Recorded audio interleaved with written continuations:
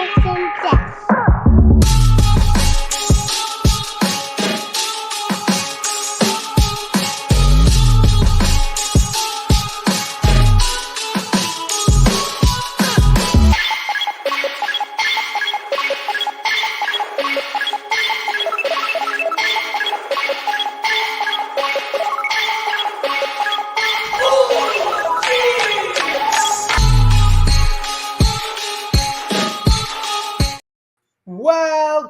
Welcome, everybody, to another episode of Inside Scoop with Alex and Jeff. I'm Alex Dingman. I'm Jeff Doss, and we got the man, the myth, the legend, the all-around superstar. Man, we got so many names for this guy. The greatest speaker to ever My brother, grace us in tournament karate. Wow. Jason Wow, Borelli. what a joy. My pleasure, and what an honor. What an honor to be with you gentlemen this evening. And thank you for inviting me. Special guest, man, the special guest. As we talked about it just a moment ago, Jeff kept this a secret from me until the moment I logged on and saw you here. He was like, did not want to tell me that you were going to be the guest. And I'm like, what do you mean I can't know? How can I not know? I feel like I'm 50% of the show. How can I not know? Hey, I'm happy that I got the response that I did and not like, oh man, not this guy. So thank you guys. Thank you so much. dude, Well- this is going to be so much fun. Alex talks about you a lot, all right? So you are Wow. his favorite martial artist, I think, favorite fighter. Wow. Thank you. And you're- What a and what a most- blessing. Thank you. And most difficult fighter he's had to fight in his life, right? Hey, you gave me some gold the last time we fought. I remember that was really classic, right? We must have fought for like 10 minutes. Of almost 20 Everything I had left for the. of almost 20 years of fighting each other, I thought, I'm going to get a W. I'm going to get one. Wow, I appreciate you. And I I'm a did little not get- older than you, though. Huh? I'm a little older, right? You are you're a year older than me. Only a so- year. Okay. Well, I Yeah. couldn't tell from that handsome face of yours. I thought that you were much younger than me. No, but I'll take it. Yeah. Look at this guy. Jason H. Jason. Butter me up. Still a But I sweet will take- talker. Still a sweet talker. Oh man, You know get what? me out of trouble. Right? I got to talk to you. Get me out of trouble. Talked about this event at one point. Jason Borelli is, without a doubt, one of the greatest fighters in the history of tournament karate, whether Thank you. open or closed circuit organized. You can't talk about the greats in tournament sport karate without Jason Borelli. However, Thank you. Jason is also just a friend to so many people, even in the throes of competition. And I remember when the super fights really started to become a thing. There was that first big one in Atlanta, if you remember this, Jason, in Yeah. 2005. And at the time, it was probably like the way that final ended with you and Greg Betlock. I was like, at that time, that was the greatest point fight I'd ever seen. But Oh before wow, this, thank you. it was a 16-man super fight.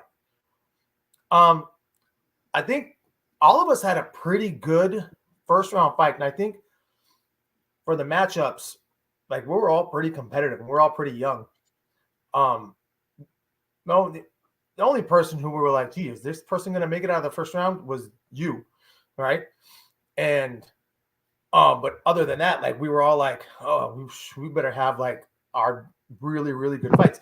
So Jason is walking around, just arms on shoulders with guys like, man, this guy, you kidding me? They're giving extra points. If you knock him down, he's getting at least 3 extra points. And he's just walking around to all the fighters. I'm like, oh man, I'm feeling great. I'm not going to worry about this. And he's not going to bust me up. Yes, he did. He busted me up and I lost. That was a really tough event. That was a really tough event. It was really I tried exciting. to stay calm beforehand just because I think that my father always taught me, Larry Tankson, he always taught me to be calm before the fight, not to get pumped up. He said, you see the guy getting pumped up? Don't do that. Just stay calm. Stay calm. And that's one of the things that I kind of tell my son for basketball and my students nowadays, that it seems like you wouldn't be ready if you're calm, but calm or relaxed is the better word. Relaxed just means you're loose, you're not tight. So I say, to stay relaxed and just talking to people and sometimes I've messed up like that, like just on the side, having a conversation with somebody when I'm supposed to be up fighting soon, and it's messed me up. So I've had to be a little more careful. But yeah, I try to, have fun at the tournaments, and I think I started losing when I stopped having fun. When I started going and looking at it as work, I started losing. So I think as long as I was having fun, it was good for me. Well, there's a lot to unpack there. Yeah. So you brought up how your father, Larry Tankston, really kind of guided you there. And we talked about this before, like as far as the Mount Rushmore in certain cities, Larry Tankston is on the Mount Rushmore of Chicago martial artists. You justify it. All right. Along with, Scorpion Barrage. There you go. Yes. Yes. So Butcher Wilson is one of my all-time favorites. Shout out to Butcher Wilson. Butcher Wilson, David Wilson. I wish I had his nickname, Butcher, but he was the first one I saw throwing axe kicks like that. And man, yeah, shout out to Butcher Wilson, David Butcher Wilson from Scorpion School of Champions. Yeah. Nice. Okay. Well, and then you talked about, staying calm. I think that there's a lot there, but then you also talked about having fun. Mm-hmm. What was probably a time in your life where you felt like in competition, like whatever season, you had the most fun? Wow, that's a good question. I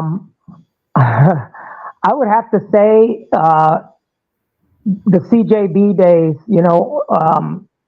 Jeff knows. I mean, it was just it was like a dream come true. I don't think that we've ever.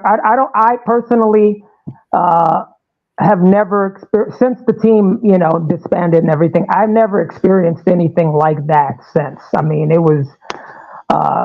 We were working hard and we were winning and we were. It was a strong team and we took care of business and all of that. But wow, we were so close as a team. Yeah. It felt like I had known them forever. So I would say those are my most fun times. Yeah. It's really funny how, really when you think about it, you and I were teammates only from 2000 to 2004, but it seemed like 20, 30 years. Yeah, it seemed like we were always teammates. We have full trust. I think the trust was there. Like we have so much trust in each other, and we were, maybe we were spoiled a little bit, but wow, yeah. I think with if you have a championship team, they should be treated well. But I don't know if that's a pretty high bar to set. Our sponsor, CJB Therapy Centers in Spencer, Arrington. Was they were so generous and just loving the sport, and maybe the therapy center and the sponsor should have been the highlight, but they totally highlighted us. Everything was about us, was about the team. So that was a real blessing and something that I learned a lot from. I had never been really treated so well, been treated so well as a martial artist, and it kind of set the tone for how I see people should be treated, how I think people should be treated, and it for other teams, you saw other teams kind of step it up too once CJB did their thing. I mean, we went on a cruise, and that was I never been on a cruise before, so that was a lot of fun. Yep. Yeah, I mean, and my brother was there. Yeah, and your brother was there. Yeah, I mean, it was cool because we got to experience that all as just. I mean, and even though I was 17, you were still young too. All of us were still young, experiencing this together, and just feeling like this is gonna, in some ways it's does spoil because you think it's gonna last forever. But when people ask me, have you ever been on a team like this? I'm like, sorry, you don't understand. I was on CJB, all right? So things are a lot different, right? And Well, Mrs. yeah, Doss, she was, yeah, she kept things together. yes, Mama she Doss, did.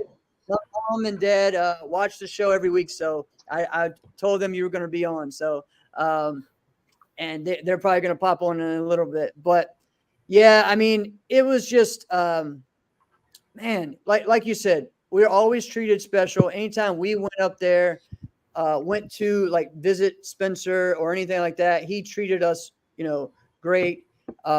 Any workouts, anything was just high class, high quality. And like you said, it was just like we were so like, I don't know, we just enjoyed it. We really like, I don't think sometimes people get on a team and they're very hesitant about opening up.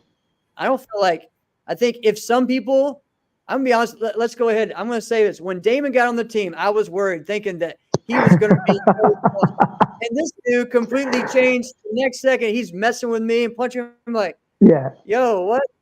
And then we all just became like, it was just immediate. Yes.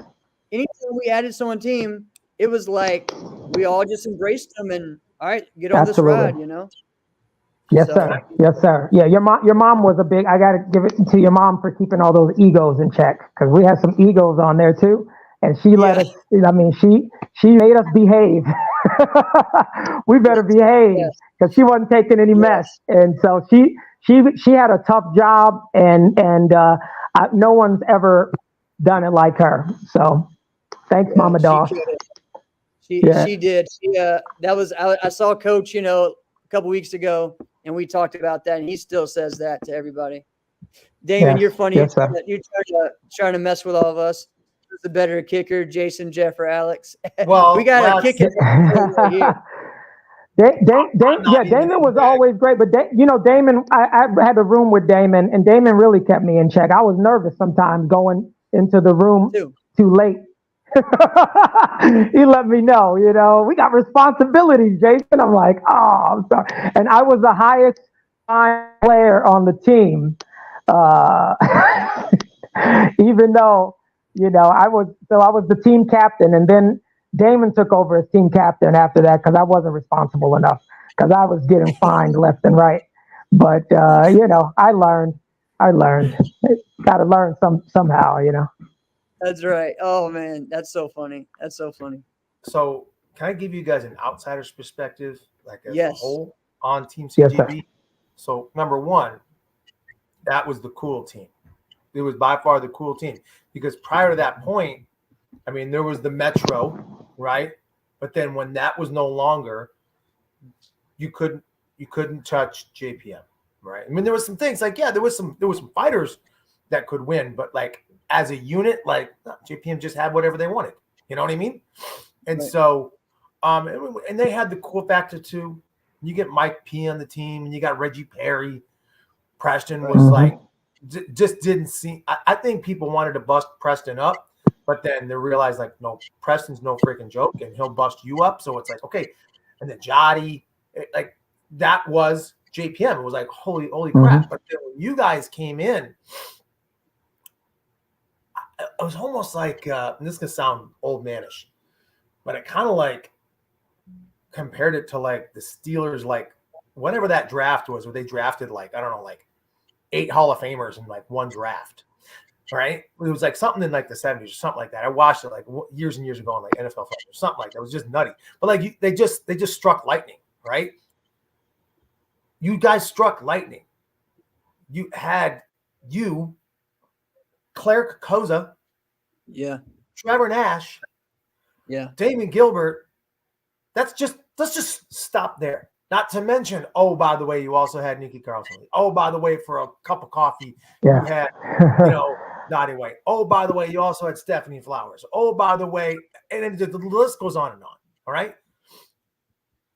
I think at the start of it, if someone would have said, listen, if you get these guys, they'll all be, they won't just be champions, but they will be some of the most legendary fighters in the history of the sport. Someone will be like, well, how could that be? Like they're existing in the same time, right? They're all fighting at the same time. Like how could that be? But that's literally what it was, right? Just take you and Trevor, for example, because the way Coach tells the story, and for those who don't know, when we say Coach, we're talking about Mike Conroy. Wait, Yeah. Coach tells the story. He knew he was going to start this team, and he needed some guys to do it. And he says he watches the fight with you and Trevor at Super Grands, and he goes, "F this, I want both those guys." And I remember. Tells it. That's how the team really started its identity. Was from you guys. And well, I didn't know. I knew that I just wanted.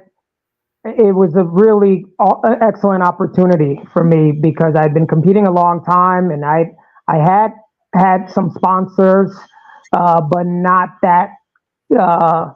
I can't even say that caliber sponsor because I was on the firefighters team, and that sponsorship was really great. But a team that I felt had the potential to really be the best team. I know it had come off of, they had Team Elite. That's what we were in the beginning, was Team Elite. But I didn't know that we were going to be a whole new Team Elite. I thought that I was just going to be a part of the team that already had existed before that. I had no idea that the team was being rebuilt and, whatever the particulars were. I knew that, Tony Young, I believe, and Anthony Price, and want to say, Terry a lot of Terry Kramer was on. Okay, a lot of the people who I admired growing up were on that team previously, and I thought that I was kind of getting on a team that they had been on, or that there were still some people that were on there that just I admired. So I was really just wanting to be part of the band, and that's really always been my thing. I did have these dreams, and I thought that I could be something, but man, I was just a really big fan, and I thought I wanted to be part of the band, and I had no idea that we were such a young, group of guys and young ladies, because we were all very young. I think I was 19 maybe, and Trevor was also 19, and we were teenagers. I had no idea that we would be, the best team on the circuit. Us young guys, us teenagers. Thomas Wright, and then when we became CJB, I think the next year. Turned from Elite to CJB. It was like in that 1 year, 2001, right? It was like in that 1 year. Was it? Yeah, because we were. Grands 2000 was when we brought out the CJB uniform. Okay. And calling it CJB was when we with changed. world professional karate team. That's what it was, right? So it was, I don't think that we knew that it was going to be but within that year, we had made our statement. Within that first year, with the blue uniforms on, we had made a statement, and it was, we were riding high.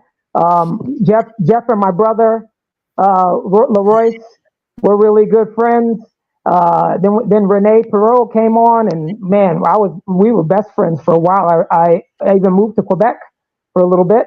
And Karen Belanger and Stephanie Flowers, Nikki Cross. I mean, it was a dream come true. We were living the dream. I had no idea that I would be a part of something so, maybe, so impressive, so quickly. So it was a real blessing, Yeah. And Jason, the thing is too, at the time, like you were like the leader of that team in like the way you were just on a roll as a martial artist. Okay. Because you were not only just, thank you. You were not only just leading the team in fighting, you were also beating people in NBL and NASCA in forms, which is something that I think kind of came out of nowhere for a lot of people. You know what I mean? Like people knew on NASCA that you were good in forms on NBL, but they were like, he's not going to put it together in NASCA. A lot of people really said, you know what I mean? Like I heard it, we're not going to lie. We know how that is, going back and forth. I didn't think I would either. I wasn't really confident that I would either. I knew that it was a lot tougher to break through on NASCA with forms, and so I was really, really wow.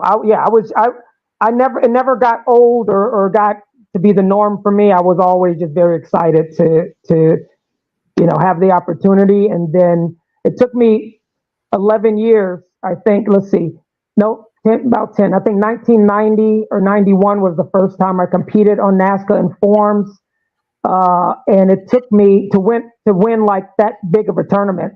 I didn't even win first place in forms until 2000 at 2000, Bluegrass, and that same time I won overall grand. So it was like wow, Right. I was getting second place for like 11 years. So I was really happy that they accepted me, so to Yeah, speak. your style. You know. And you Yes, Yes, said it sir. was you 2000. won the overall grand at Bluegrass that year. Didn't you win 2 gold watches in that tournament? I didn't, because then I lost in fighting to, like, I think I lost to Jose Pacheco. Jose Pacheco. That is right. Oh, that's Yeah. right. Definitely have talked about that. There was a string. Jose Pacheco took some big victories from me. He took some big victories from me. I lost the battle on the beach to Jose Pacheco for $5,000 in a surfboard, and I was 19, I believe, and I had beaten everybody. Or maybe I was 18. I had beaten everybody that day. Like, it was my day. I had fought Damon Gilbert, Juan Jose Rodriguez, who was a scary dude. I was happy I made it out of that fight. Leo Creer, Chris McBride, and Jose Pacheco came up to me. I think it was Drew Christian. He said, "Hey, you want to split?" I said, "No," because I was like, "I'm going to beat this guy, right?" No, wrong. So I learned my lesson that day, but I got picked up on Kanai that same day. I arrived to the tournament with no money. Thank God they picked me up. Yeah. That is some of the best footage I have ever seen. So I've been at Junior's house before, Junior Saliente's house before, and watched. Yeah. I mean, he has the whole tournament, the whole weekend, all that fighting on, and it was like, Yes. dude, killing it in forms and fighting that weekend. And I beat John Valera in weapons at that tournament. right, And it was in California. But let me tell you how it used to be. I showed up. I had no money. I spent all my money on the plane ticket. I was in college. I was going to University of Florida. I'm sorry, not University. I was going to Florida International University. I had no money. I spent my money on the ticket. I arrived to the tournament. I begged to compete, and somebody paid for me to compete. I don't remember, but if you do remember, if somebody's out there and they remember that they paid for me, thank you. That happened several times, though. I would show up and just see if I could compete. Then I competed in team fighting. Omar Guerrero asked me would I fight with Kanai in his place. So I said, sure, of course. And after that, they asked me to be on the team. So it was so much luck involved in actually me even being able to compete at that tournament. Because I'm telling you, I had zero money left. I think I had spent my last dollar on the shuttle to get to the tournament. Wow. And I was just hoping that, somebody would be kind to me, somebody that knew me.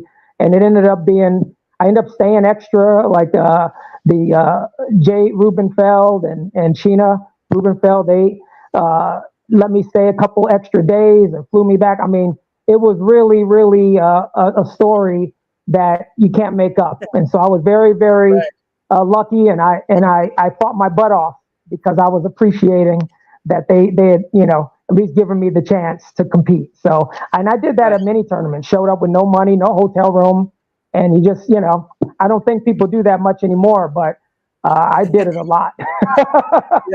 Yes, now, that tournament, you guys beat JPM. Kanai did. It was you, Raymond, and Derek Cox, right? Yes. Is that the team? Yes. I think that so. was the team. That was the team, yes. And it was, I think it was, I'm sorry? I said that tournament alone was just crazy. Like, guys, if you don't know, it was really something. Yeah. It was outside, and you had Paul Mitchell. You had the Guatemalan team, which was really good at the time. I think they're the reigning champions, NBL champions. Kanai, and then you had also the last version of the Sherman Oaks Raiders, which all of them came back and did that. So Bay Area's best, right? They won the whole thing. And Bay Area's best. I don't know how I forgot about them too. Yeah. Yeah, And they ended up beating us. It was Carlos Tierney, Damon Gilbert, and Chris McBride. And they ended up beating us. We got second because we beat Paul Mitchell, and then we lost to Bay Area's best. Mike Dabashi, shout out. Yep. I mean, you were pretty young then too. Just to think about it. Go on and you beat Paul Mitchell at that time. It was exciting. I mean, so Paul Mitchell, first of all, I got to say much respect to Paul Mitchell. And I have always admired that team so much.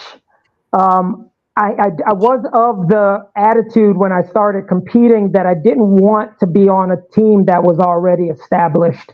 I wanted to, kind of do the upset thing. I thought it would motivate me more instead of being a part of a team that was already so great to help be a part of building a team on its road to greatness. So I got to say much respect to Paul Mitchell, though, because they have stood the test of time. Like no other team has done that. So, much respect to Paul Mitchell, to Don Rodriguez, Steve Babcock.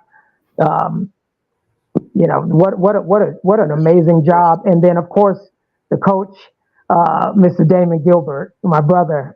What a phenomenal job they've done. So I really want to give much respect to them and also show my admiration. I really, really respect them a lot.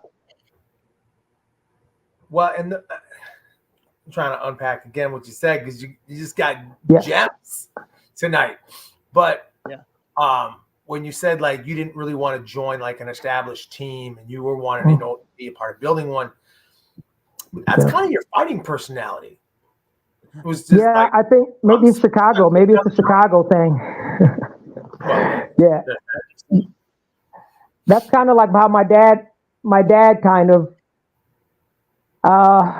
I would say that's maybe we don't want it to be easy. We want it to be really, really difficult, and we know that brings the best out of us.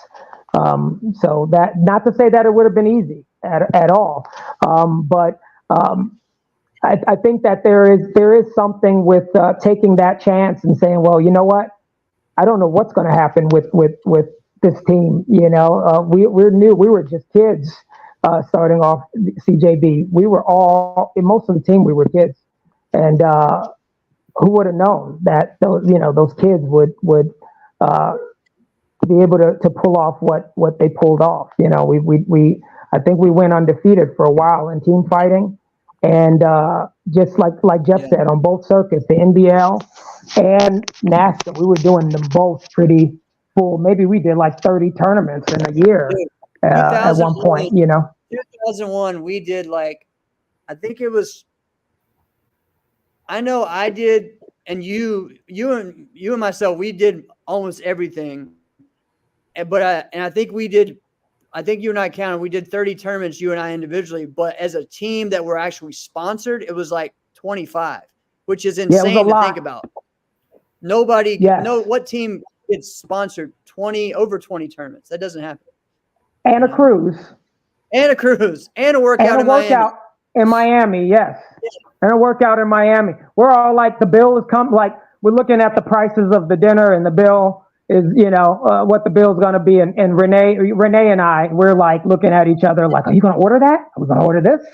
And it was so much fun. It was, we were just so young, and so we had no clue, but we were living it up. And we got to feel like, I guess we got to feel like karate stars for a little bit, and that was a lot of fun, I can't remember. Who else was on that? That people forget. John Sue was on that too. People, that's like the hidden thing that people forget. Yes. John Sue was on TJB. People forget about that, dude. I don't forget. Fun. I don't forget, no, and he was a lot of fun. John Sue was a lot of fun. I don't know when, if he was that much fun when he got on another team, because I don't know, if he had the motivation, the inspiration to be so much fun, because we were so much fun, Just kidding, John. No, John was a great guy. We had so much fun, and he fit right with us. And he was one of the responsible ones, right? So he kept us, he and Damon, they kept us kind of like, they reminded us who we were. We were like, oh yeah, we have to behave. So he was a great addition to the team. But what you guys did for him, because John Susan, all around martial artist, he was fighting still when he was with you guys. When he was on CJB, he was still fighting. When he went to the other team, he didn't fight anymore. Yeah, I think, the thing is so what was cool was, we all pretty much did all the divisions we wanted. It's towards the end, I was asked actually to stop competing in forms because we were trying to keep that team fighting record going because we were undefeated for a while. And I was asked to stop competing in forms because they started doing my forms on Friday nights with teams. So I actually stopped doing forms competition for a while. What I made the mistake with, though, was that I stopped training my form. And, to tell you that was really why I was a strong fighter, because I was doing forms also. And so it took away a lot of my ability. Right. Yep, you're so right. Okay. Yeah, so that... I want to do a couple things, Jason, because I'm so excited that you brought this up, because I want you to speak on that, and then let's go back. You started bringing up like what it was like in Chicago. I want you to bring them out. I want to get to Chicago, Detroit. Yeah. But what you started talking about when you're talking about forms, I'm assuming you're talking about open or extreme style forms. Okay. And you're talking about your style of fighting, and also traditional. So you speak on it. Yeah. What's also traditional forms, when we would do the really low stances, we were really into that. Shout out to Gabe Renaga, man. So who can fight, who can full contact fight everything. He was really one of the people I admired, and he was a brother on our team too, CJB, Gabe Renaga. Didn't you come back for a cup of coffee with CJB?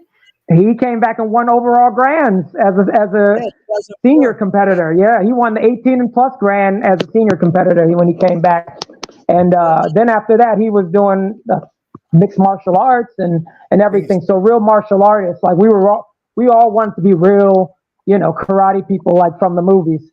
And that was something that, our kata at our dojo, we were taught that our kata really shows your quality of a martial artist. So they say if you want to know what your quality of as a martial artist, it's in your form.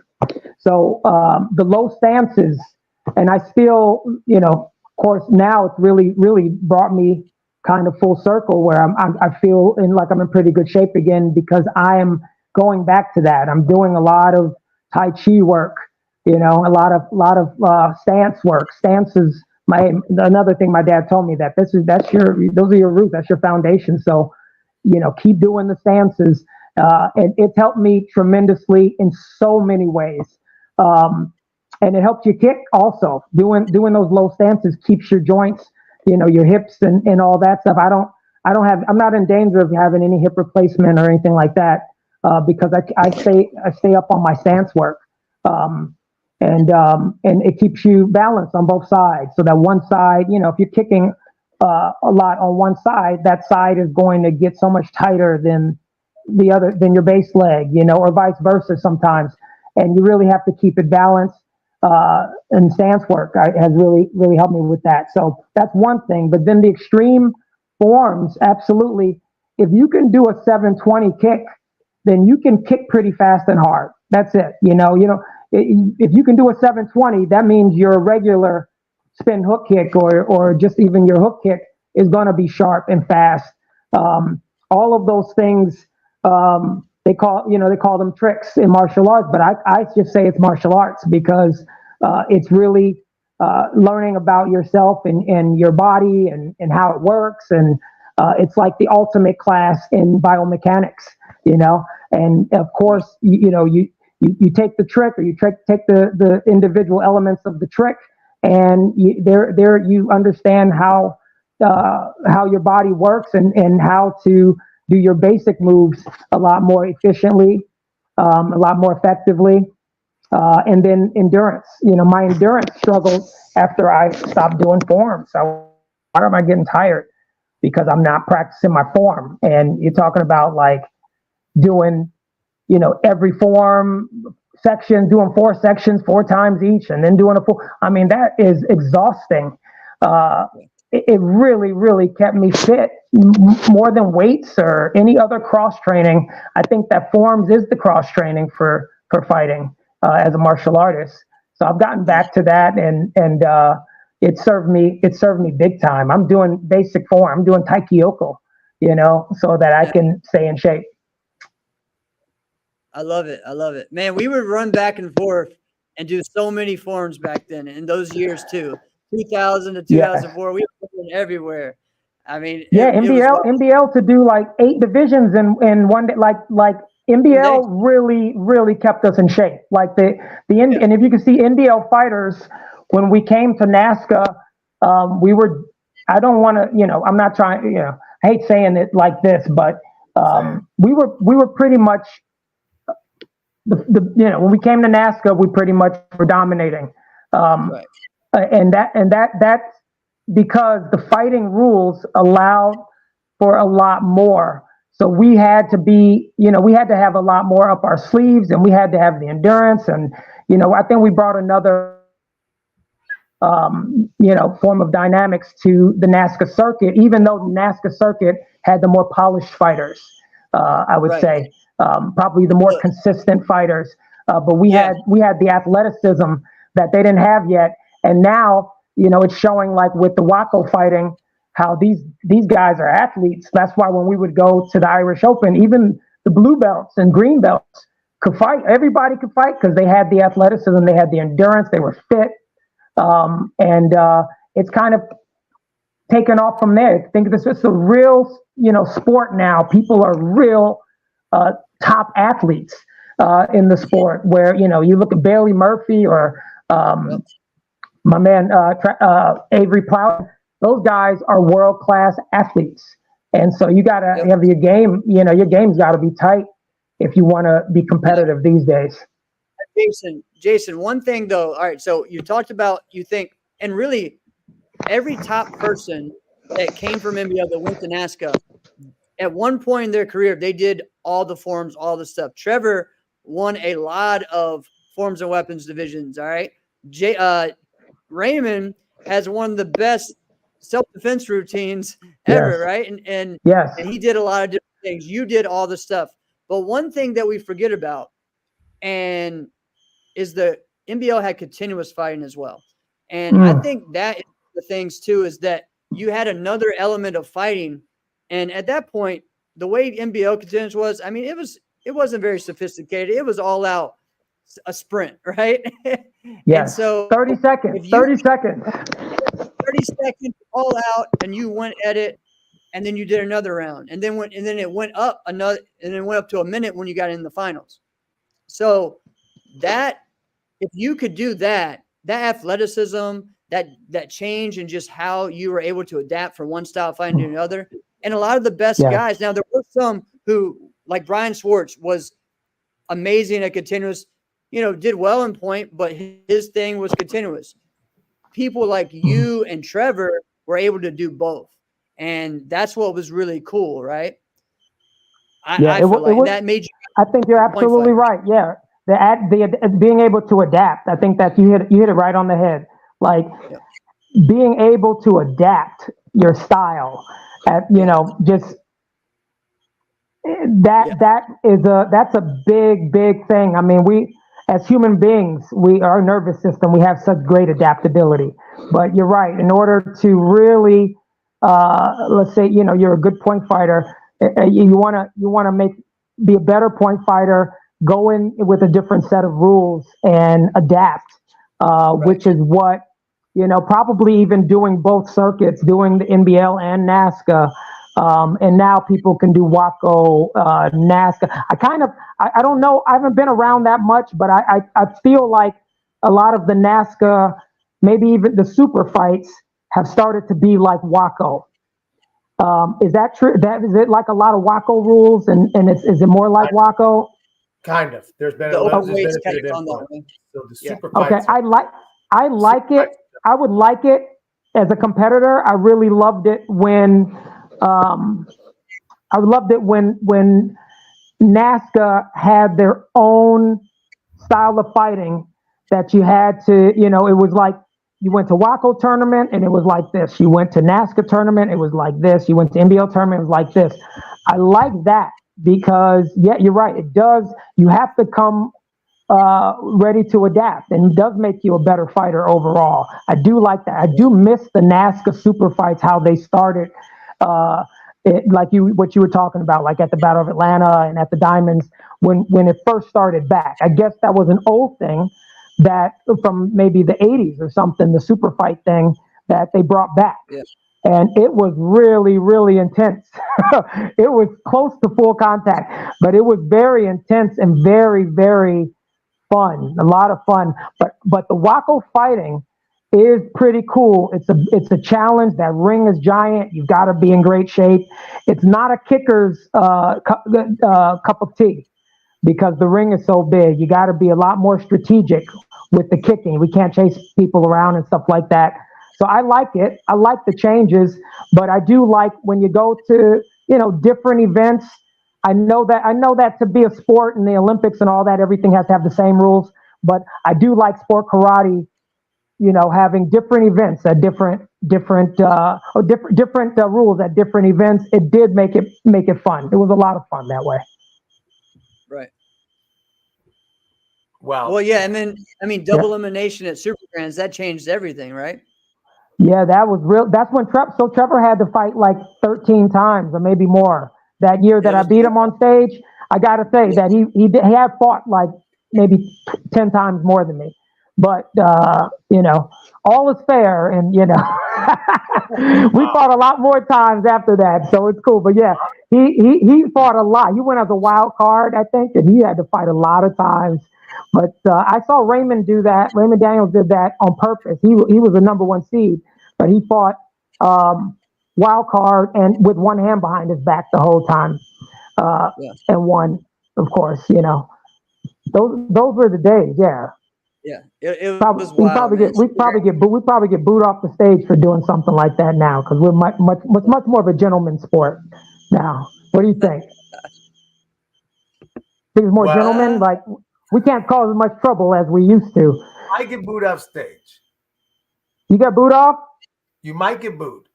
You might get booed. Yeah, you might get booed if you put your hand behind your back and do all that. I don't want to go so far as to say it's more of a gentleman's game, right? This is a brotherhood all around. Whether you did it in the 70s or you're doing it today, it's a brotherhood. Absolutely. We all love each other at the end of the day. I'm just saying, like, it's not as acceptable. Some of the stuff,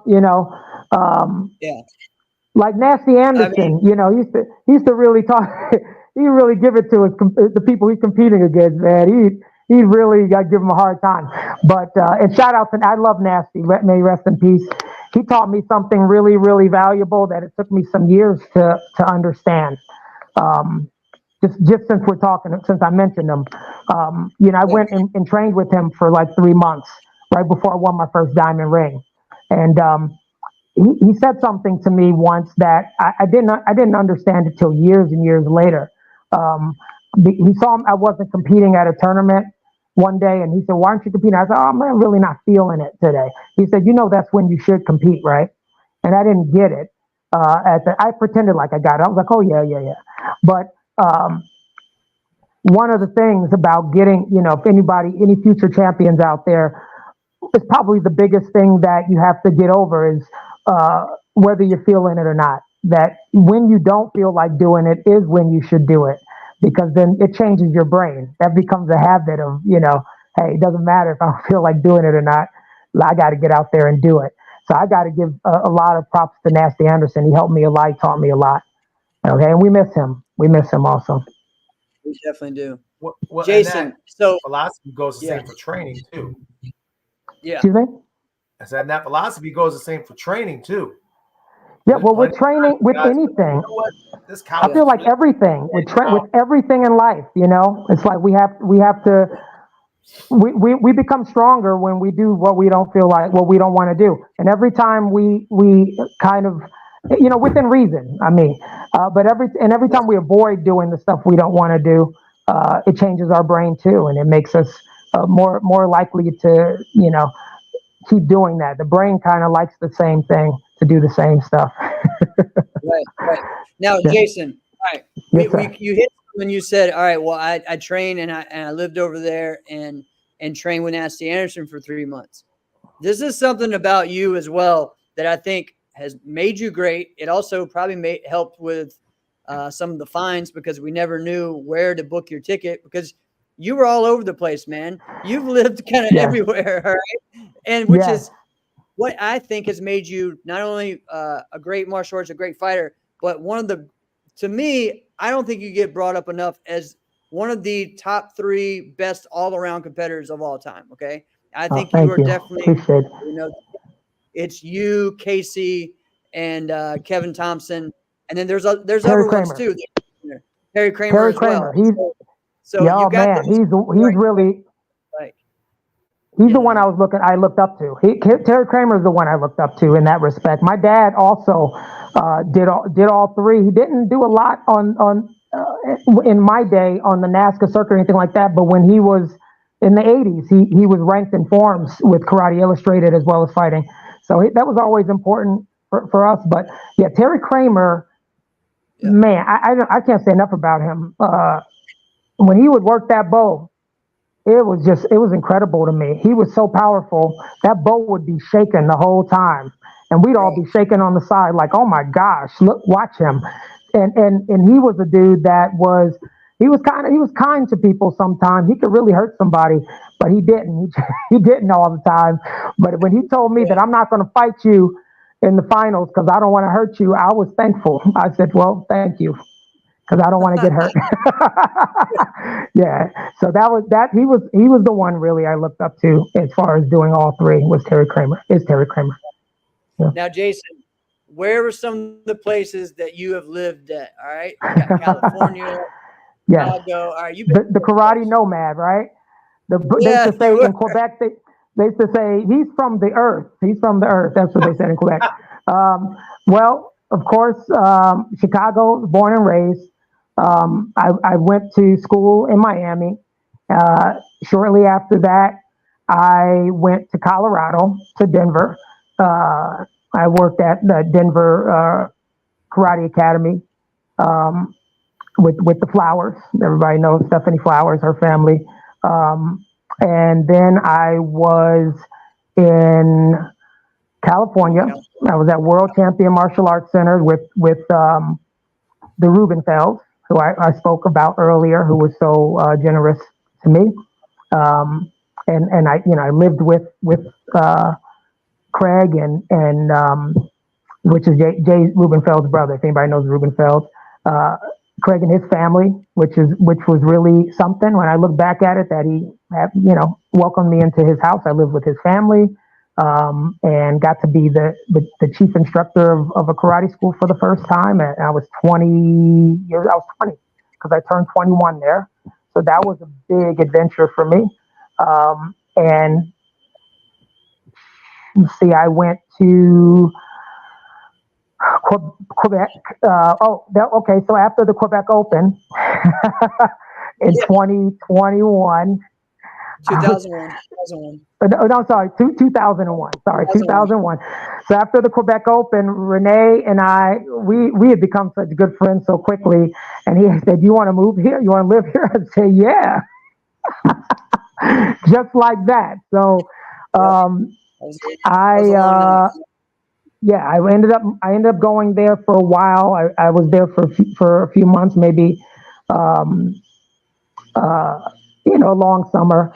I think what kind of kept me, I don't know, I can't say really what kept me moving around so much. Maybe I was in search of something as a young man and just trying to figure things out.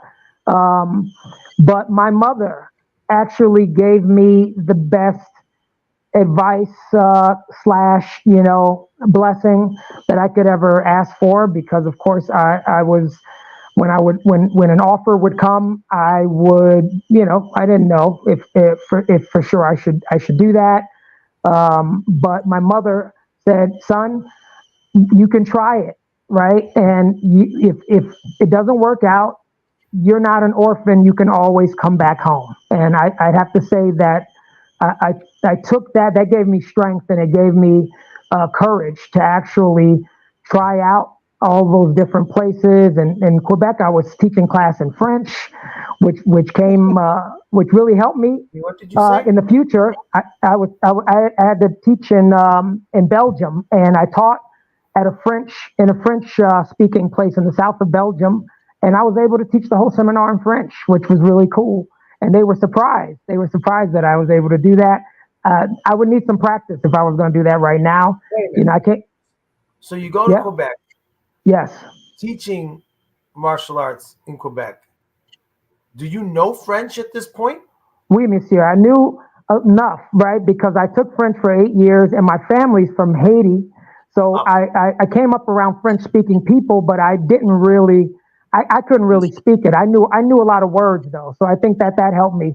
When you learn a language in school here in the States, you don't really learn how to speak it as much as you learn the grammar and all that stuff and the words.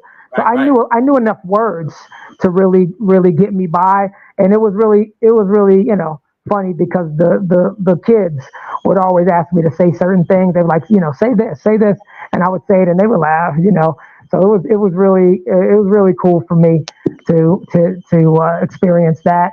But eventually, I ended up I'm in Pennsylvania now. I've been here. I've lived in this house in Pennsylvania with my wife Kim and my son JJ. I've lived in this house longer than I lived in any house growing up ever. So I've never lived in one place for this long, and I've been here going on my 21st year here. So I've been in one place for about 21 years, and they haven't kicked me out yet. So yeah, I'd say you got some roots. I think you're good. Yes. Yeah. So it's good. But I miss Chicago. I got to say that I do miss Chicago. We'll talk more about that, because I got to tell you, like, I didn't think I would love a place as much as Minnesota as I do. But I love Chicago. I love this place. And I'm not in the city. I'm not in Chicago. I'm in Elgin. I'm in the Chicagoland area. Yeah. I love this area. Example. My dad is in town right now. He's busy. He's like, well, what do we get? Because he loves coming here because he's like, what do we get to eat now? It's always like, what kind of food? Because I tell him, like, you can have Greek food. You can have this. Yeah. You can have like everything out here. Right? Mm-hmm. But tell me what it's like, martial arts, for you in Chicago. Wow. Great question. That is totally different than anywhere else. I have to say that, and I have to, man, when I walked into 7600 South Cottage Grove is where the original studio was, and it had been there for a long time. It was my dad's studio. Before that, it was Grandmaster Jimmy Jones' studio, and wow, so much history there. When I walked in there at 9 years old, I because Larry Tengson is my stepdad, even though I call him I don't call him dad, even though I refer to him as my dad. But I call him Hanshi. I called him Shihan before that. He was Shihan for so long. But wow, I was really, really lucky to live with the Shihan. But before that, when I walked in there, I was 9 years old, and my life changed immediately. You would have thought I would have been scared because it was really, really intense back in those days, in 1989. But wow, I just wanted to be, like I said, I just wanted to be part of the team. And my dad had done such a great job at creating the environment, the real dojo, the real place of the way. I mean, it was very serious up in there. It was like something out of a movie. It was so cool, but very, very challenging. I mean, and I said, hey, I got to learn how to fight or else I'm not going to survive here. I mean, it was like that, it was you had to really, really come with it in terms of your dedication and your appreciation, because they were not. It was not for the. It wasn't like it wasn't for the weekend warrior, for somebody just looking for a daycare or something like that. It was martial arts to the max, and the movies had a great, I think, a great influence on martial arts in America during the 60s and 70s and 80s, and it was like right there. It was so much out of a movie, but it changed my life. I mean, immediately. It was like I had died and gone to heaven. I mean, I got to say, it was that powerful of an experience for me, where I can't even remember, like, maybe not really who I was before that. I think it's really taught me everything about who I am, and that's not world champion or even a sensei or anything like that. Just much deeper than that, and really, really has the things that I learned there. Um, have helped me every day of my life. And out of any jam that I've ever been in, mentally, physically, spiritually, it's always been the way for me. So I can say that about that dojo and about the tradition in Chicago, all the way from the Bakers to Jimmy Jones, Grandmaster Jimmy Jones, Master Baker, and the Count Dante stories, from the comic books, but he was a real person, and I don't want to speak too much. I don't know everything about him, but a lot of people a lot of people say they owe a lot to his guidance as a martial artist, and it's just like something out of a comic book, just the whole thing. And Chicago has always been really, really good to me. Oh, Tom Latuli with the he was the Lama Nationals. A lot of people are too young to know what that is, but he was one of the premier promoters. And I actually, at 9 years old, I was doing his circuit. It was called the Midwest Circuit. And my first tournament, I saw Arlene Lemus there competing. I mean, like a real celebrity, an Olympic gold medalist, Arlene Lemus. And I saw Scorpion Barrage, my dad. I mean, we saw, like, right in our backyard. It was when I got to a national tournament, of course it was very exciting, but I kind of felt like I had already been in the atmosphere with that caliber of competitor. Right in our hometown, right on a Sunday.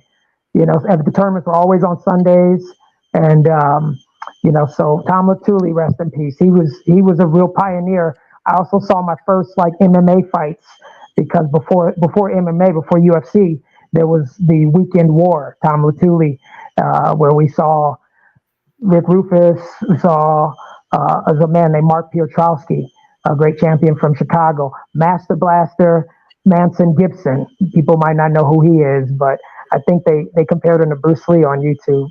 But wow, yeah, superstars. And then my dad, who was he was a superstar. Even it took me a while to get over that. Even when we became closer as family, and he had known my family years before I started karate. He actually taught my uncles, and he knew my mom before that. So I was like the second generation to go to Tankson's, and everybody said, you got to go to Tankson's, because he's the best. And it tell you what, I was not disappointed, but it took me a while to not be starstruck by him. And I still, kind of still like that. I still, before I call him, I always got to make sure I have something good to say. Like I still feel like that sometimes when I call him and talk to him, like he's still my master, and I have to come correct, and I have to be at my best when I talk to him. So I'm happy I have someone like that in my life that holds me accountable and keeps me kind of humble. Yeah. Yes, sir. Well, I've now, Jason, always had great interactions with Larry Tyson, and I don't get to see him and interact enough. But every time I do, It is always a fantastic time. He's one of my favorite people. Oh, thank you, Alex. You know what's funny? One of the last times, no, it was a few years back that we got to talk, and you had mentioned earlier about how martial arts is the best cross training for martial arts, and how it keeps really your joints well. He and I were talking, and he was like, that's why. He didn't say he was going to knock on wood, but he's like, that's why most of the guys my age that are still doing martial arts have had hip replacements. He goes, my hips are my own hips, right? I'm not going to have crank on my hip and then go sit on a hardwood floor. Like, I keep my body balanced. I'm like, this is fantastic. Yes, exactly. Right? Yep. Yeah, he's real old school. Well, I can say old ancient school with that, because and this is gonna, some people are gonna want to look this up because we know that how the history of karate and all of that. But his first instructor, another person I didn't mention, his name was Russ Meek, and Russ Meek ran the Dravidian School of Martial Arts. So referring to India. So before it was mainstream that Indian style karate, martial arts was probably before the Chinese style.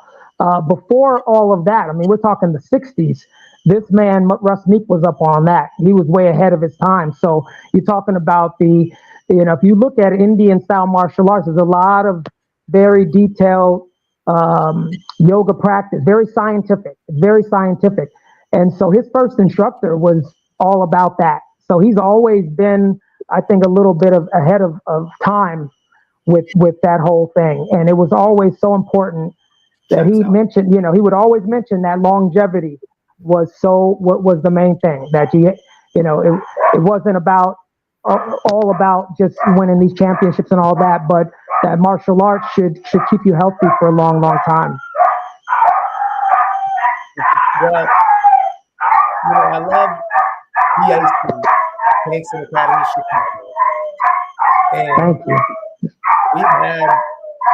I've had some battles with guys TAC in training and in competition. Who are some of your favorite teammates within TAC? My favorite teammate. Let me see. Sorry, I have my dogs are going crazy in the back, but they'll be finished in a second. Okay, there they go. They just have to let them go through that, because they do that every now and then. But then I always say, don't interrupt them. Just let them finish, because then they'll be done. Okay.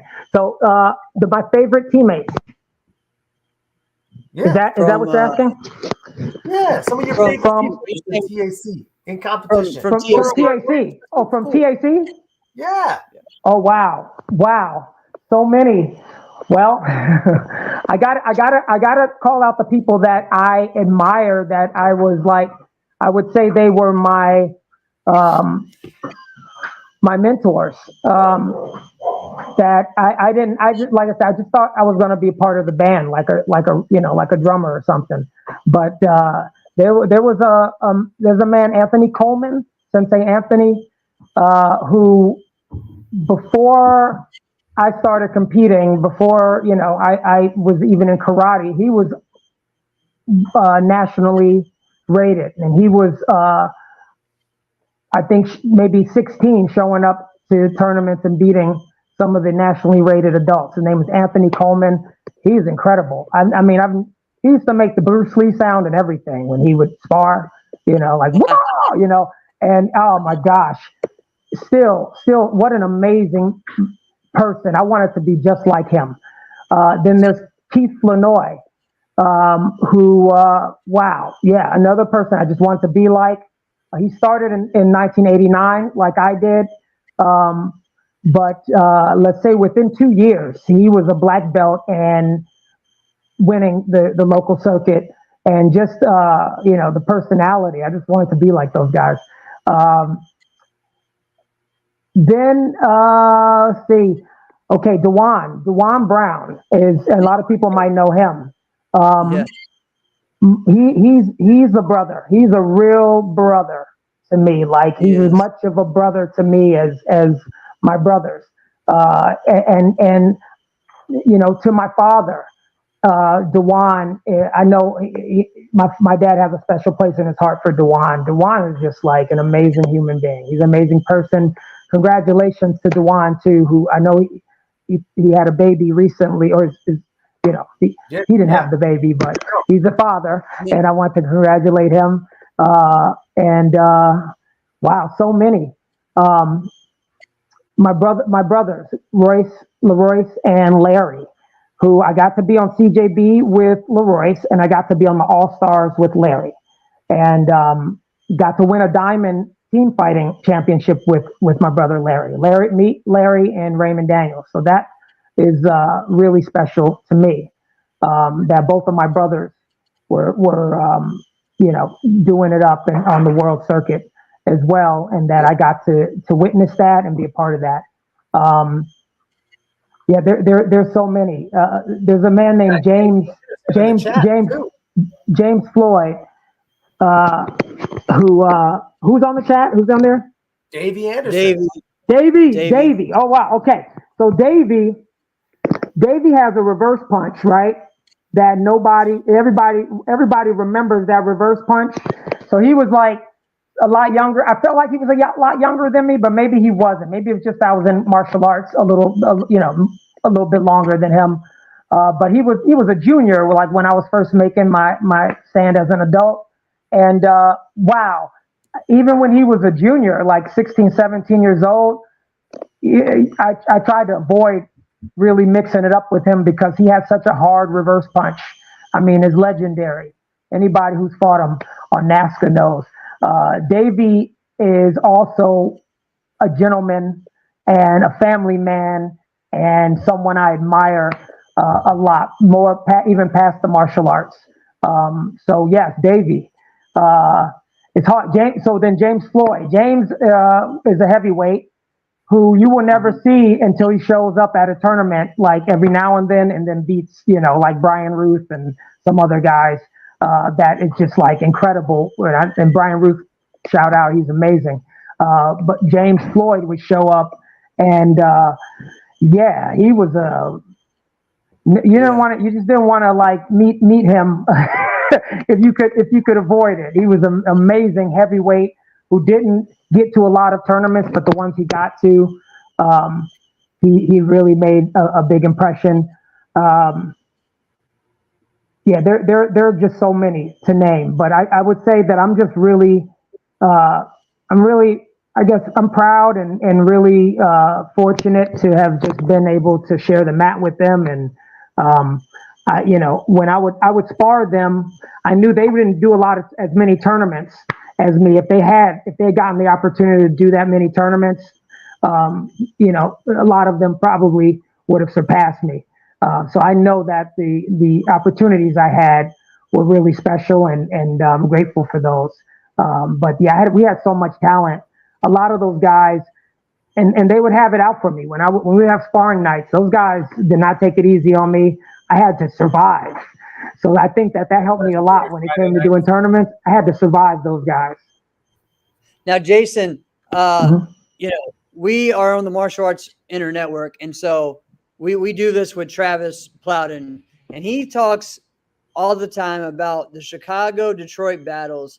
So I want to get just a little quick thing about your view of that, because honestly, we just hear the Detroit side almost all the time now. I want to hear about the Chicago side a little bit. So it's interesting because we don't see that anymore. We don't see the rivalries anymore.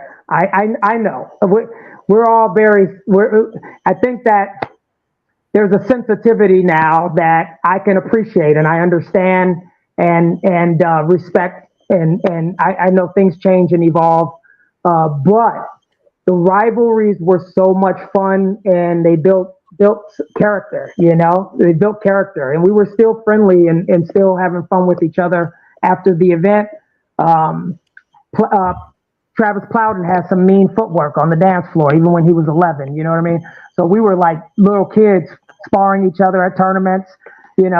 And yes, it was sometimes a little scary for a younger person because it was intense. And yeah, they would be chanting Chicago, Detroit. It was very intense. I could say that as Travis and I were the first as juniors to really have that kind of rivalry. But then my dad was, let's see, the gentleman that my dad had a rivalry with, it was probably a couple of them from Detroit. Robert Perry, I think, was one of them, and who was a really, really good fighter. I remember that they had like this. It was the first time I had seen like such an intro to a finals. Like there was a finals, but it wasn't on a stage or anything like that. It was just in a regular ring. But they had all the fighters highlighted like before the tournament. It was Richard Plowden's tournament, but he had like these names up there of these star players, and I didn't know who some of them were. But my dad was one of them, and you look forward to seeing these matchups in the finals. They were set matches. It was a set tournament. So the way they presented it was really, really cool. And of course, I wanted my dad to win. I didn't know who Robert Perry was, but excellent fighter. He ended up getting one over my dad. But just the whole show. Let's see who else was in there. Maybe I don't know if Brandon Kersey would show up. I think he's from Canada, but he would show up to the Detroit tournaments. Along with Brian Ruth and those guys, and then Anthony Price out of Cincinnati. It was almost like that whole area. It was like a Midwest showdown, yes. But Detroit and Chicago, that's the only place. Those are the only ones I really heard it so loud and intense from. I mean, I believe I was doing pretty well against Detroit in the early days.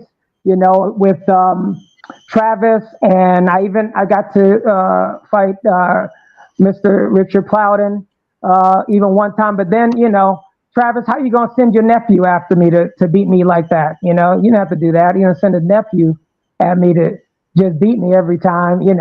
So, but no, it's much love. Avery is just Avery's a product of that, because Avery was around when we were, going at it hard like that, and I'm so proud to see him doing so well. I mean, he brought heavyweights back, that's for sure. He brought it back, which I'm sure he meant to do. I'm sure that was his plan, and he's done such a fantastic job. But yeah, Detroit, particularly Richard Plowden, has always had like just a group of really awesome fighters that could probably beat anybody on any day. And also Tony Young had the same thing out of Atlanta. That's another rivalry we had. We would go down to Atlanta, and Tony Young had he had some really incredible fighters. Dirk Bryant and Joshua Bryant and Dion Bryant. There were three brothers that were just incredible. And Ricky Murray, who a lot of you all know. Ricky was like so fast that we had to like rewind the tape. So I mean, it was the first time I saw somebody get hit with a flying sidekick. Was from one of Tony Young's guys.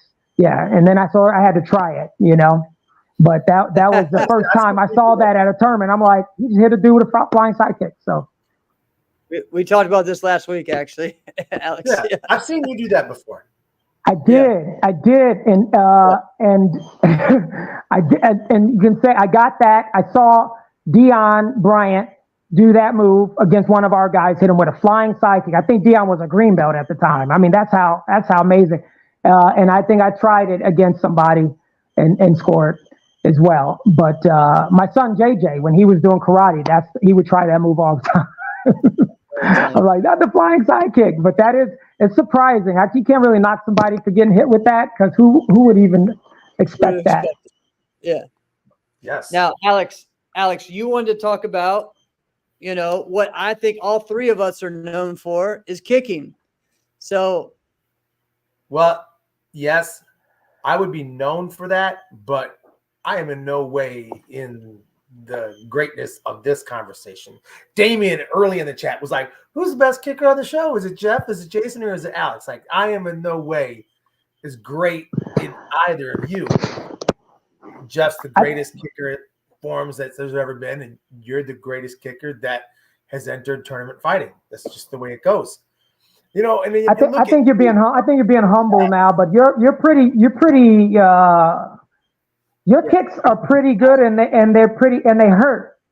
I think that's something to remember. Your kick, when you get kicked by you, it hurts. Well, I appreciate that, but I'm not saying it for compliments. But let's look at even in the chats. Like, as we kind of go through, like, look at the love that you're getting from guys in here. Even like, let's just a couple of comments back. Like Nathan Thorne, it's a fantastic kicker, right? Sam Diaz, appreciate you. Appreciate everyone. Thank you. Nathan Thorne is a fantastic kicker. He says, "Sup, Jason? Yes, one of the best right there." Listen, I appreciate it, guys. Thank you so much. Thank you. And I think, tell me I'm nuts if I say this, but I think I'm right on. Right? Kickers who are really good kickers. Like there's quite a few that are like, I am really good at this thing, right? We kind of look and identify like a hierarchy. We're like, I'm better than that guy. I can tell, I know I'm better than that guy, and I'm going to beat that guy. And we love it, and we love knowing that that's their best thing, and I'm better than them at that. And once I beat them at that, they got nothing. And all of us couldn't beat you at that. No. Well, I appreciate your kindness and your kind words. I can tell you what I was thinking the whole time. Well, in the beginning, I didn't want to punch. I didn't want to get close enough to punch. So kicking kept me safe, you know. It was like, okay, I could do this and not get hurt. You know, again, I was a big movie fan.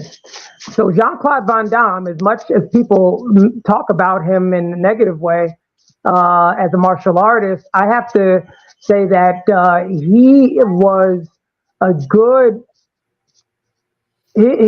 good teacher to me from a distance, you know, because he would exaggerate his movement in the movies when he would kick, which is a really good way to learn how to kick. So when we learn how to kick with our hands up and everything's perfect and our posture's perfect, that's hard. That's really hard and a person that doesn't have that talent of like flexibility or something, you know, or just, you know, the leg control to get their leg up in the air, it can be really, really tough. But there's a kicking drill that I'll share on another time, or if anybody wants to ask me about it on a different time, because I can't show it right now, but I will show this in the future if somebody asks.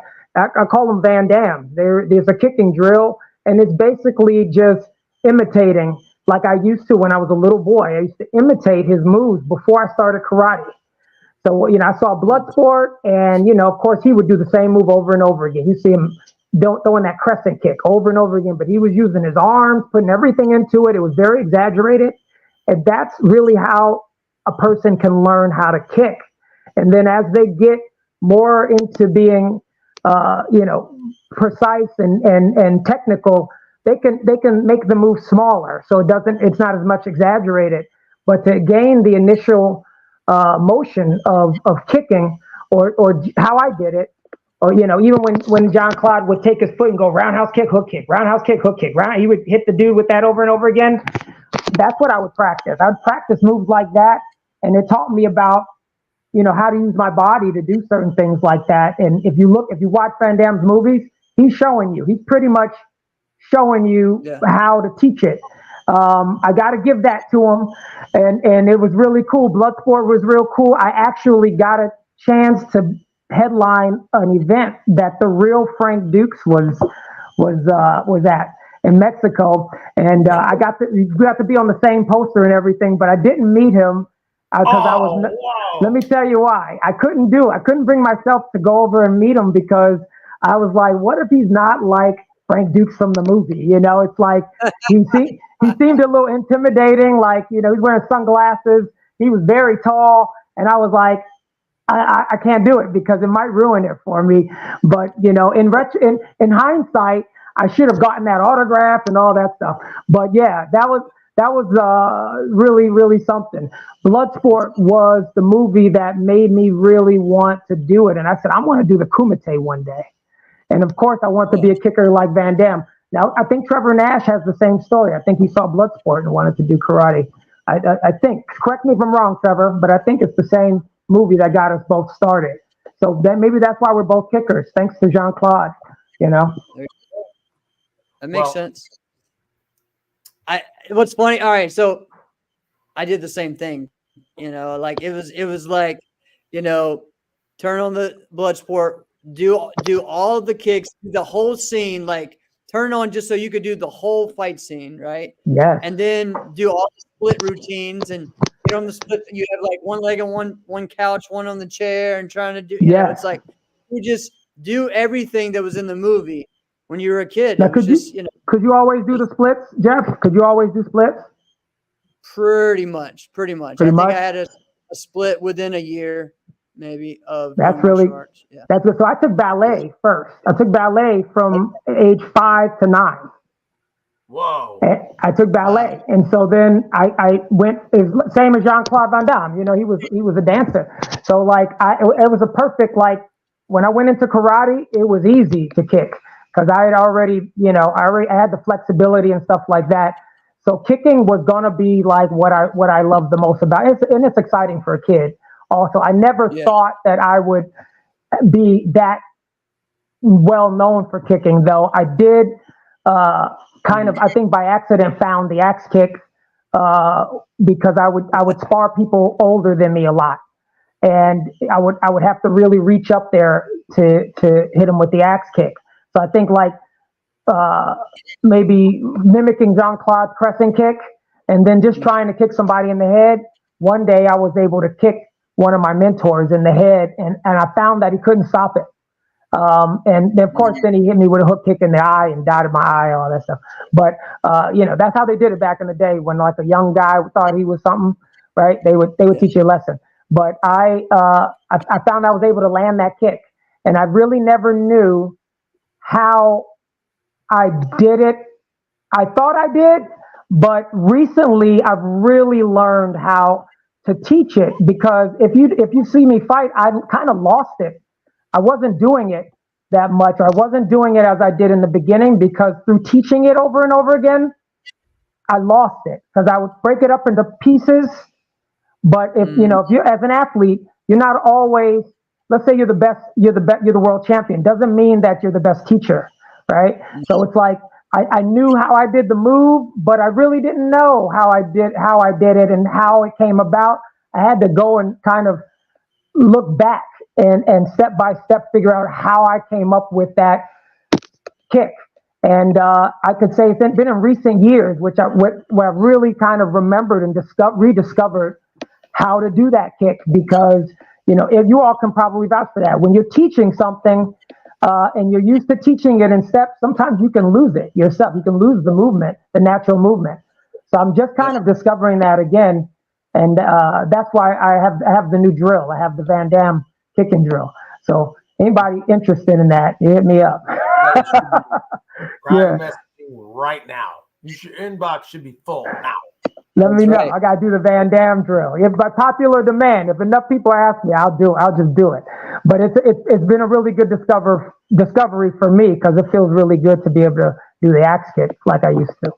Well, the axe kick is such an interesting one because, all right, I remember one of the earlier times when the two of us fought, we both fight right side forward, right? So the axe kick, actually, when you hit me with it, I'll never forget that moment, because I felt like I'm having a pretty good tournament. And in that fight, I'm like, I feel like I got a pretty good handle. Oh, no. You axe kicked me on the top of my head. And I'm taller. And I'm like, this sucks, right? So I don't win that match. And but we fight close stance, right side, same side forward.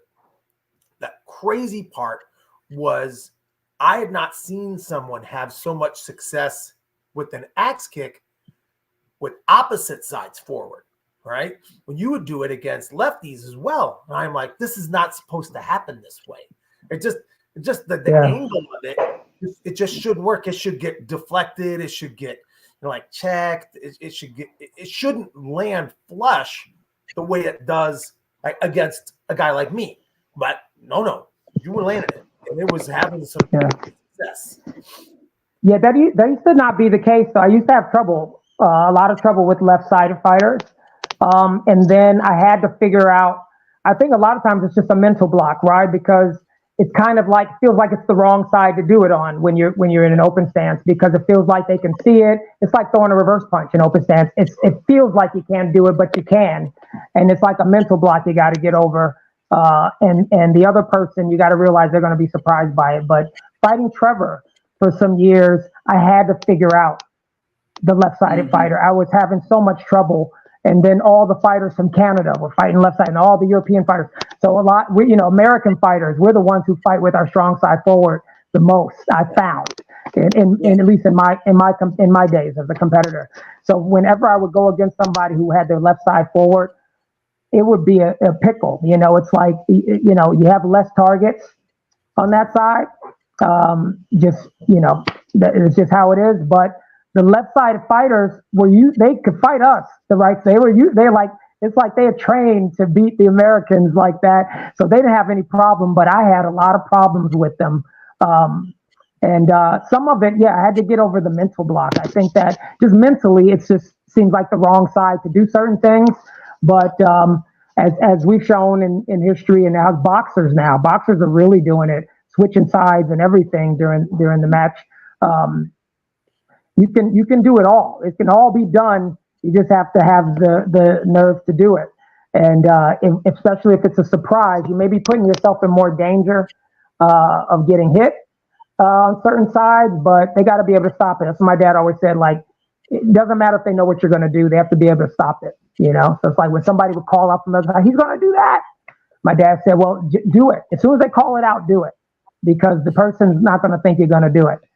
So the surprise element, I think, is definitely a factor with that, because you can definitely see the kick better from the left side, but you have to be able to stop it, I guess, and then also not just chasing the person with it. A lot of times with a left-sided fighter, I would try to get them on the way in, so they're coming in, and I try to axe kick while they're coming in, kind of anticipating that, Well, shout out to Gabe Renaga on that too. He's the first person I saw do that, hit somebody with a defensive axe kick. So you mentioned chasing people. Now I've defended this notion and used you as an example multiple times.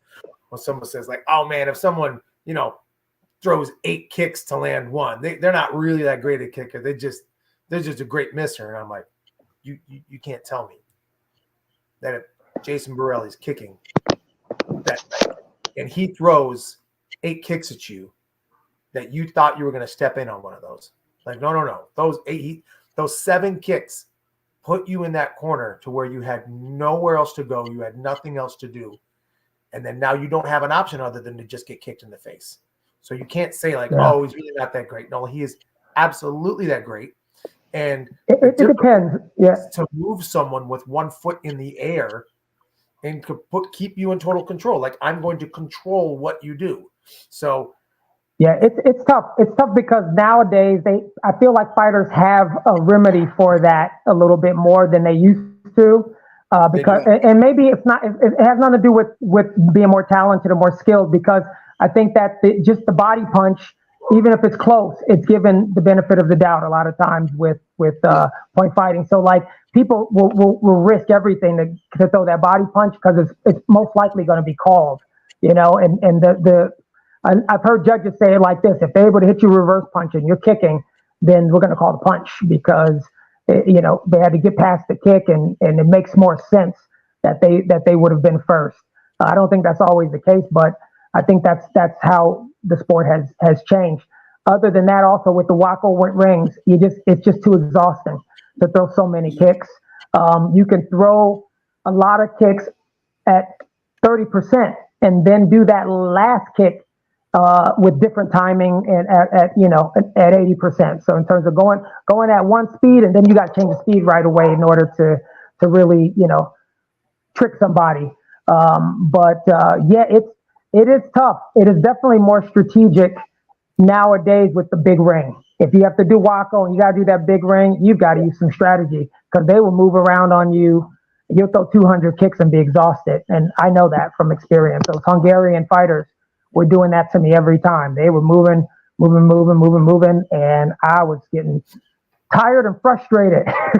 So it's different. It's different nowadays. I do like a small ring, so like the local tournaments or like some of the tournaments where they didn't really measure the ring. When the rings were small, that's great. Yeah, you can just bombard a person with kicks. There's nothing they can do. There's nothing they can do about it. Right. That's right. But Very true. Yeah. Well, here's what I'd love to do. Jeff, tell me what you think. All I right. want to give you the option. You're the greatest kicker in tournament history, so you get to choose. But Jeff, tell me what you think. Could do one of two things.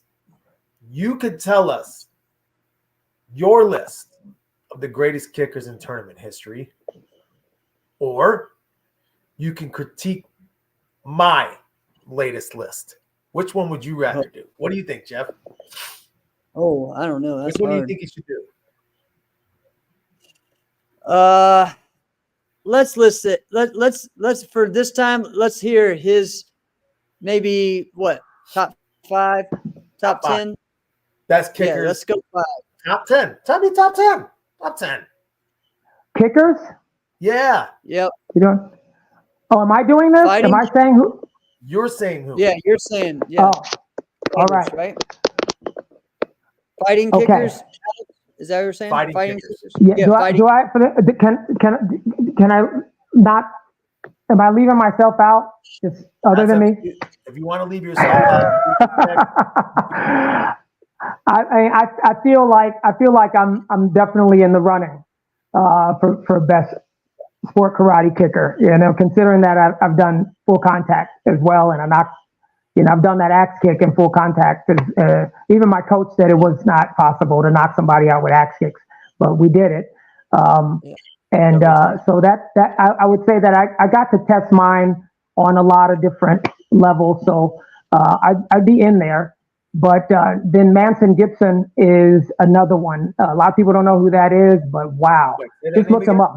Manson Gibson from Chicago. He was a kickboxing world champion, but also Thai boxing. He did karate fighting. He was a dangerous dude with his kicks. Really, I'd never seen anybody like him. Of course, Pedro Xavier. Pedro Javier, however you want to pronounce his name, we can pronounce his name as just amazing. He had such great form on his kick. He looked like he was working a kata when he was kicking people, and he was so clean.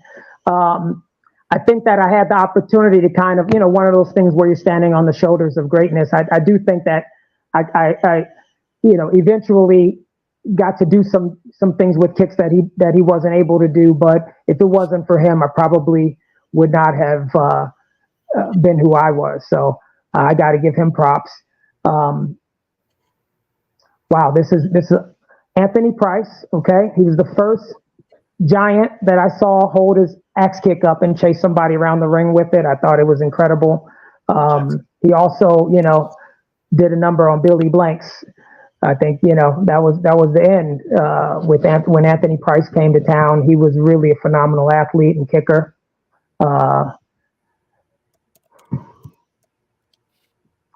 Let's see, Trevor Nash. Okay, Trevor Nash.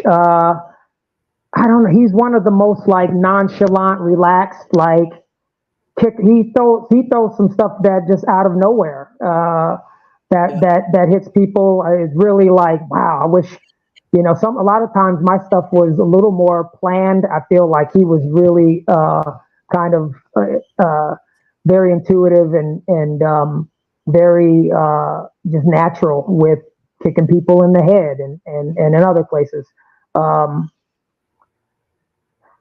Mafia Holloway. Okay. Now Mafia Holloway and Raymond Daniels, I can say that about both of them, that they could kick on both sides so well. And that is something you don't find a lot of. So maybe, I don't know who else we can think of that kicked on both sides so well other than Raymond Daniels and Mafia Holloway. Nikki Carlson, wow. I don't have to say anything more. I mean, I've seen like her axe kick everybody in the face. Actually, I've seen Pedro do this too, like kick somebody with a multiple kick in the face, like 5 roundhouse kicks, pop, pop, pop, pop, pop. That is, that's something that's something different right there. That's very different. These are just fighters? These are just fighters. Just fighters. Now, okay. You could talk about a forms list too. Jeff and I broke it down. Jeff made a top 20 forms list. I made a top 20 fighters list. Yeah, I think that's what I was gonna say. I was gonna say both of you. So here's what I say with you guys. So first of all, Alex, we've had a lot of matches, but we've had some close ones and we've had some sword fights, and which is annoying if you ever do that when you fight somebody and you're kicking each other's leg, and it's like, yo, man, this is so hard. It takes so much energy and gets you so tired. So I'm gonna put Alex Dingman there because the last time I fought you, I was so tired. I almost gave up, Alex. I think that I don't even know how I got through it, but it was next point wins and I almost was ready to give up. That's how tired I was. But Alex Dingman, one of my favorite martial arts, one of my favorite people. Dumbest vote of confidence because I was feeling pretty good, and you had to win by 2. And we had just tied it up. It had just become tied. Yes. We were in such overtime that I'm like, I don't know if I got much left. These legs, this is so much. And then like you were right there, and I'm like, I think I can just go catch him right now. And I took off, no setup, no fake. I just took off, and I blitzed, and I got sidekicked. That's so incredibly hard. It happens to the best of us. It happened to me for the diamond with Trevor Nash. I was winning the fight, 5 seconds left. I just figured that I could get him with another blitz just to put icing on the cake, and then he hits me with a sidekick and wins the diamond. So it just happens. I think that's the thing in fighting. We have to realize sometimes, first of all, it's better to not be thinking. Some people are like, what were you thinking? But when you're in the moment, it's just like everything all the training you did just comes into play. And when you win by 1, it could have gone either way. That's how I always look at it. That it's just, what an incredible adventure that is. And you're one of few marathon fights that I've had in my career too. And it was your other classmates who took me into the other ones. It was Greg Bentlak and Hamed Farouzi. So I've had some really long battles with you guys, right? From NK, from the NK, background. But I want to throw some names out there. Maybe you left off, but you tell me what you would think about them. Justice Lawrence. Which one? Justice Lawrence. Justice Lawrence. Okay. So Justice Lawrence. Okay, here's how it goes. I was a fan. I saw him fight Rourke Hudson for the championship. 97 Super Grands. Yo, and those were he has some axe kicks too. He has some kicks like, whoa. Rourke was a good kicker too. Yeah, I got kicked with those at Continuous. Yes. So those guys. So yes. Okay. So and Justice Lawrence, was he from Utah? Yeah. Okay. So I fought him in Vegas for the first time, and I beat him pretty, handedly, but only because I knew who he was. And I really, really, tried to be at my best for that fight. I think I was on the All-Stars then. I fought him in Las Vegas, and he was looking great, and I was nervous. I still got nervous at tournaments, and I just said I got to be on par because he can kick. But I got some tricks for kickers, because I always wanted to be, the standout. So I had a lot of tricks for kickers because I wanted to be able to counter them with my kick and see if I could demonstrate my strength over that. But awesome kicker.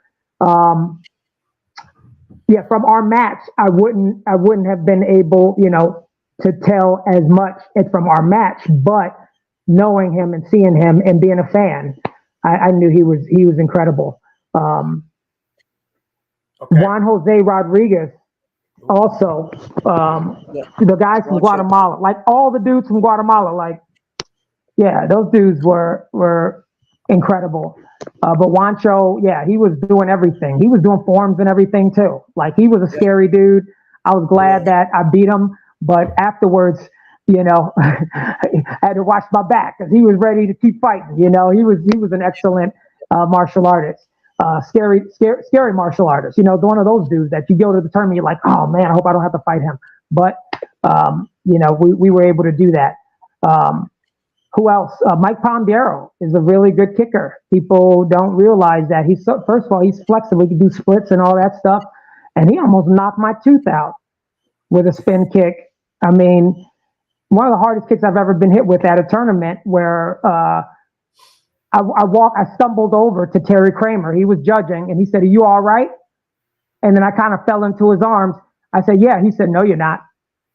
And a lady on the side saved my tooth. She was a dentist and she told me to, rinse it out with salt water. It did save my tooth, but that tooth was ready to come out. I almost lost one of my fronts to Mike Pondiero. Wow. Yeah.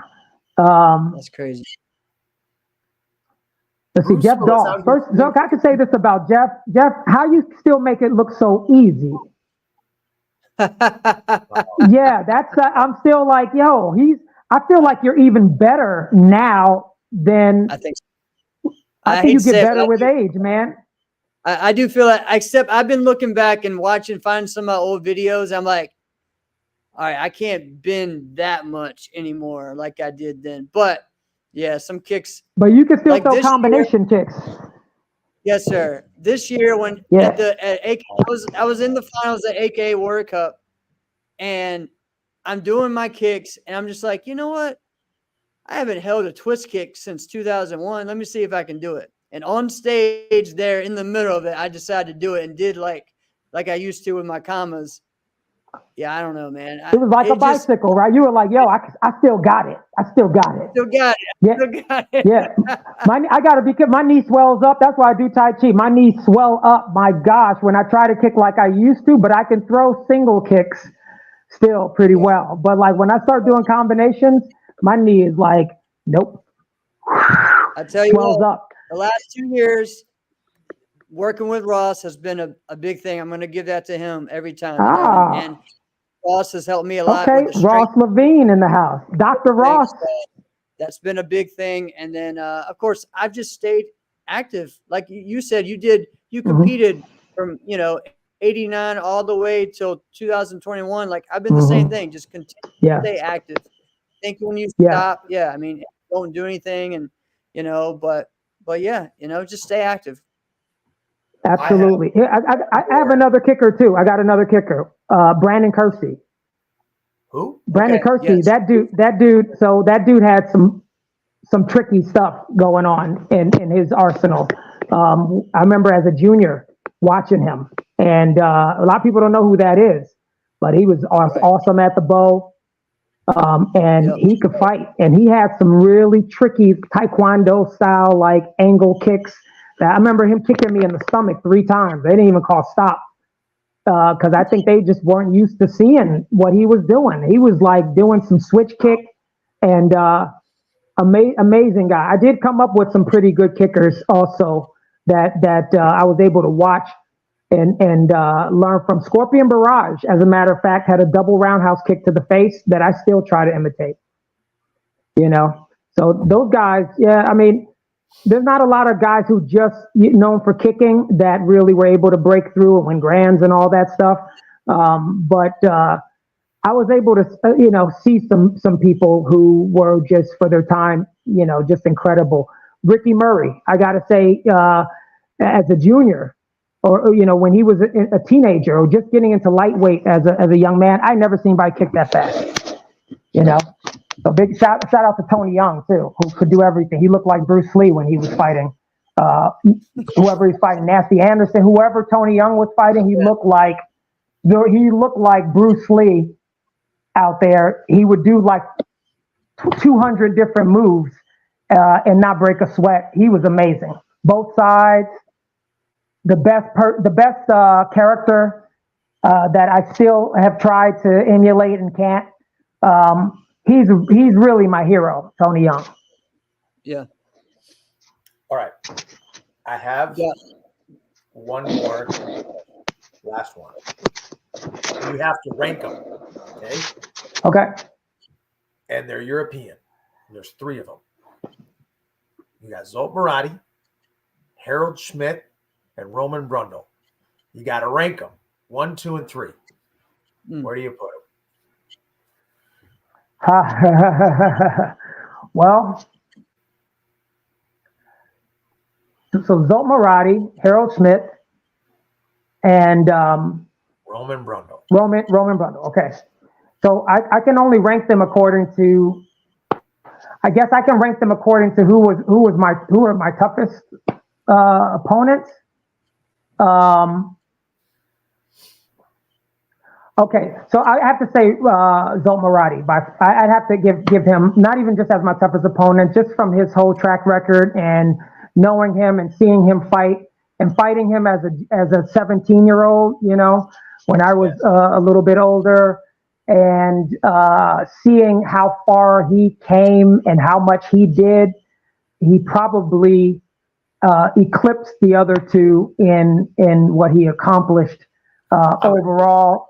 And carrying the Paul Mitchell, like being the man on the Paul Mitchell team, coming from Hungary, you know, and nobody really knows who he is except us who've competed against him. He had a lot on his shoulders, and he handled it like a gentleman. And I'd have to say Zolt Murati. Yeah, Zoit, as they would say it. I think that's how you pronounce it, Zoit. How do you say it? Yeah, Zoit, I think. Zoit? I think so. Zoit. Something like similar to that. Might not be exactly, but it's like Zoit, something like that. Let's just say it the way we say it. Sounds better. Zolt. I know that's not how they say it. They don't say Zolt, but him and all those guys were just fantastic. So, but I could say this about Roman. I had the hardest time with Roman. I didn't know who he was. I fought him in Italy first time. He beat me, and I just like, what is up with this dude? This tall dude who is just knocking my leg. Like I can't kick with him. He says I you're feel. his favorite fighter. Oh wow. 100%. Well, I'm honored because he beat me twice out of 2 times, and I felt like if I got to fight him some more, I could have figured things out. But I think he just caught me so off guard the first couple of times. I just couldn't believe it. I think he beat me in Italy and he beat me in Belgium, and I didn't fight him other than that. Now Harold Schmidt, I would say, would be the one who came the furthest. The first time I fought him, I didn't feel like he was that great a competition. But the last time I fought him, he took it to me. Actually, he's the reason that I had a really bad injury. Not that he did it on purpose, but his kicks were so strong. I threw a kick and he side kicked, and it made me hyperextend my base leg. So I tore my hamstring, and it was never the same. So I'm throwing a kick. He kicks my kick, and of course my kicking leg goes back, but my base leg hamstring got torn with that kick, and I never kicked the same after that. He came with the thunder. So I think that was only a year or 2 later after I fought him. I think we fought in Irish Open. I think I knocked him out by accident, and I was like, I fought him again. I fight him again. I'm like, oh, I'm gonna take it to this guy, and he came with the thunder. So in a year's time or so, he had done his homework, and he had just become and then he was, one of the All-Star Europe teams, he really came into his own very quickly. When I think I wasn't really looking out for him, but man, did he prove everybody. He made us put our foot in our mouth, basically. Anybody who said he wasn't that caliber. So, damn. So Harold, I'm talking about Harold. Yeah. Harold, yeah. So Jason, man, this has just been a lot of fun, brother. I know we could do another show because there's so many other things we hadn't even talked about. and we've already Thank almost you gone so much. 2 hours. We basically But did a double man, it's just, yeah, we'll have to have you back on, all right, to talk about some Thank other you things. so much. You made an old man so but you- happy. I got to talk about these old memories that just meant so much to me. And you guys mean so much to me. I really appreciate you as friends. I respect you as martial artists and as people, and appreciate you as friends. Thank you so much for being my friend, both of you. I can't wait to see you soon, man.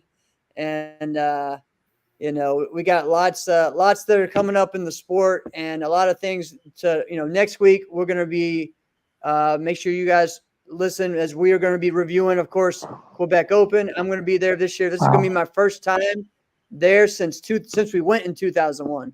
So like, Wow. Okay. because remember 1 year, me and Coach, we couldn't get over it. We couldn't make it across the border. So That happened to me a couple times, you know, but then every now and then they let me through. They say, oh, just let them through this time, you know. But I really love those guys in Quebec. They've been so good to me throughout the years. Ever since I met them in 2001, I feel like, you know, they treated me like family right away. Yes. I spoke a little French, you know, that helped. But more than that, they were just like, they're such good people up there, and I've never been treated poorly by anyone from Quebec or Montreal. I love you all, and thank you for the support over the years. And I would be there if I could. I'm thinking about it. Should I show up and just hang out with you guys? Or? Yes. Are you going to be there, Alex? You going to be there? No. No, you're not going to be there? I got to just, maybe I'm thinking about it. I got 5 days to see what I can do. But wow, I would love to be there. Well, when you just said that, everybody went, "Oh man, what the heck?" That's like homecoming for me, because it really was like a second home to me. So yeah, awesome, man. Yes, sir. Everybody Well, right thank you, now Jason. is like, guess what weight class you fight in? Can I come? Oh wow. I got to keep you guessing. I got to keep them guessing. That's all. You know. That's right. But thank you guys. I appreciate Thank you, you. This was All right, such a Alex. great- man. Yeah. I feel like And I gotta everyone sit- listening, thank you for tuning in. Everyone who's listening, thank you. Love you all. This All has right, been guys. another episode of Inside Scoop with Alex and Jeff. I'm Alex Dingman. I'm Jeff Doss. Thank you, Jason. Thank you. Peace to you guys. Love.